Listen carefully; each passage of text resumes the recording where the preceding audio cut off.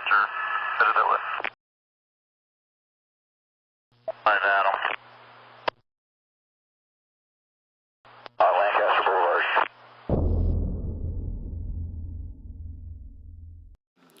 Welcome back to the War Corgi YouTube channel. I want to produce a quick video highlighting one of the two playable factions in the new ultra-modern skirmish game, Black Powder Red Earth, which we've been taking with lately.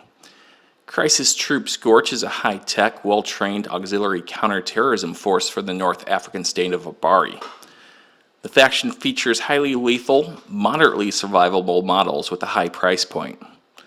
While always outnumbered, they use their superior firepower and mobility to even the odds when they face off against the terrorist forces of the RRE network. At present, there are 4 playable classes for CT Scorch: the Operational Advisor, the Automatic Rifleman, the Recce Trooper, and the Assaulter. The most powerful and expensive class is the Operational Advisor.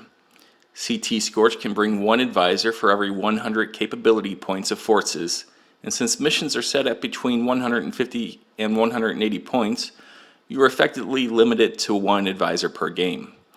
It's probably a good thing though, because the advisor is the most expensive unit in the game in terms of capability points. The advisor is also the best shooter in the game, hitting opponents in the open an incredible 85% of the time. Like all CT Scorch models, he is equipped with body armor increasing his survivability, but don't count on it to keep him safe, as he will only save 21% of the time. While it doesn't sound like much, it is the best save in the game. He has 2 notable abilities. The first and most interesting is his ability to glint enemy targets and bring down a Scoria RS drone strike on their heads. Glinting targets can only be done in the maneuver phase, but does not stop the advisor from moving and shooting as normal. The strike itself is deadly powerful with a kill radius of 3 inches. While the target point of the drone strike must be outdoors and in line of sight of the advisor, the blast allows him to engage targets around corners and behind doors as the explosion tears through entrances. The second notable ability is frag grenades, which I'll cover when I talk about the Assaulter. The Automatic Rifleman allows CT Scorch to establish fire superiority over its enemies. The Automatic Rifleman is limited just like the Operational Advisor. You can only bring 1 per 100 capability points you bring to the mission.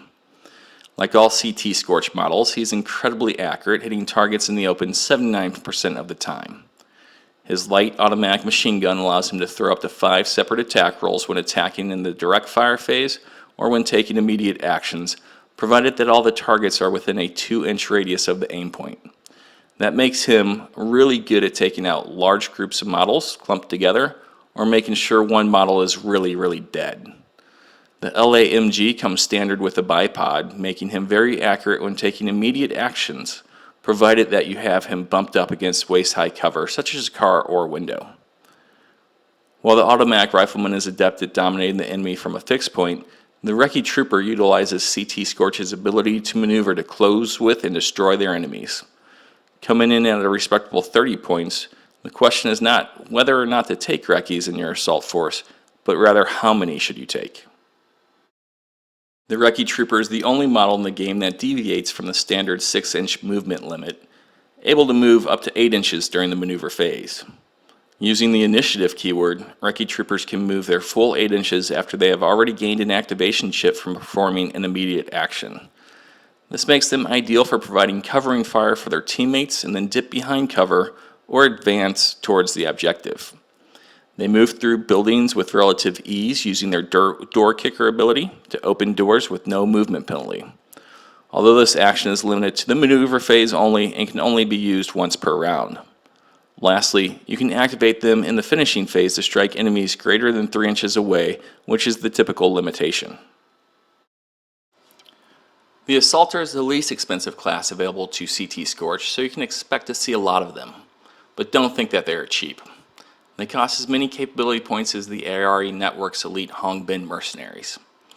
They are not flashy, but they are as lethal and survivable as other members of CT Scorch. The one keyword they feature is shared with the Operational Advisor, and that is frag grenade. Frag grenade allows the model to toss 1 grenade in the direct fire phase up to 10 inches away. These grenades go on to explode during the finishing phase, hitting all models within 2 inches, But be careful, as the grenades have a high probability of scattering up to 2 inches away from the intended target point. Despite this, grenades are excellent tools for clearing out buildings where enemy troops tend to huddle. A well-tossed grenade through a window doesn't tend to scatter much, and enemy forces will struggle to escape the blast radius in the confines of a building. So, if the thought of playing an elite counterterrorism force appeals to you, CT Scorch is the way to go. Just be careful, as the points you pay per model is at a premium, and you will constantly be outnumbered, at least early in the game, until you manage to take out some of the enemy trash arrayed against you. While the body armor is nice, don't rely on it to achieve your mission. Instead, rely on their ability to maneuver smartly and place lethal fires on units that have bunched up. Well, I hope you enjoyed this video. We will be back with more BPRE battle reports and a review of the ARE network forces once those models have released in the near future. Take care and see you soon. Bye-bye.